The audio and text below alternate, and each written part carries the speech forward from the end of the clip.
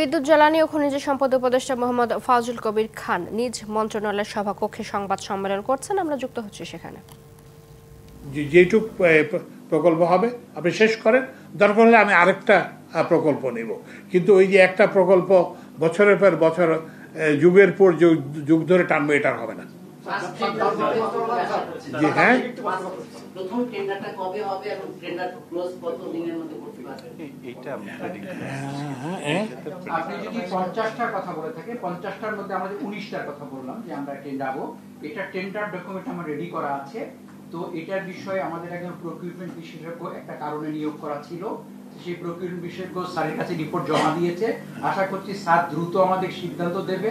Sir যেদিন সিদ্ধান্ত দেবে মিনিস্ট্রি থেকে আমাদের কাছে যাবে। আমার 3টা কোম্পানি 19টা কূপের জন্য রেডি আছে, তার এক সপ্তাহের মধ্যে আমরা ওপেন টেন্ডার করি। আমরা আশা করছি যে আজকে তো বৃহস্পতিবার, আগামী সপ্তাহে স্যারের সিদ্ধান্ত পাবো, তার পরবর্তী এক সপ্তাহের মধ্যে আমার কোম্পানি ওপেন টেন্ডার করবে। ঠিক আছে স্যার, আমি শামীম জাহাঙ্গীর, আমি ডেইলি সান পত্রিকায় কাজ করি। বলো। 2028 সাল নাগাদ আপনারা আরো অতিরিক্ত 100 ফুট খনন করবেন বলছেন।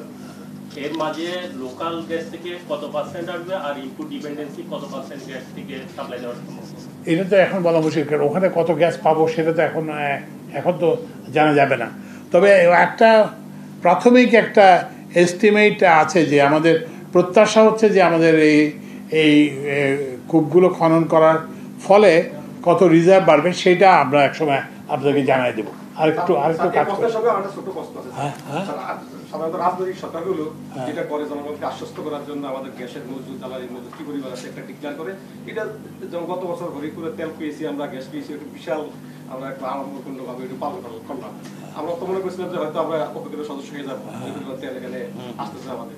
তো পরক্ষণে দেখা যাচ্ছে আসলে এটা না, আমরা তো এটা উল্টা করি। এখন স্যার আমাদের এক্সাক্ট মজুদটা কেমন এবং ক্রাইসিসটা কেমন এবং না, সেটা আরেকটা সেশনে আমরা ব্রিফ করব যে আমরা মজুদটা এখন কত আছে, মজুদের ট্রেনটা কি, কিংবা আমরা যে এই সব পরিকল্পনা করছি এর ফলে কি হবে সেটা আমরা আরেকদিন করবো, একটু সময় নিয়ে করব।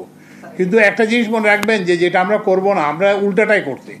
আপনার মনে আছে যে আমরা একটা ব্রিফিং করে বলছি, খবরের কাগজে আসছিল যে আমাদের কত 4টি CF 5টি ভোলা এলাকাতেই আছে। আমরা বরঞ্চ উল্টা বলছি যে না, এটা নাই, এটা আসলে নাই, এটা হয়তো হতে পারে কিন্তু আমরা জানি না।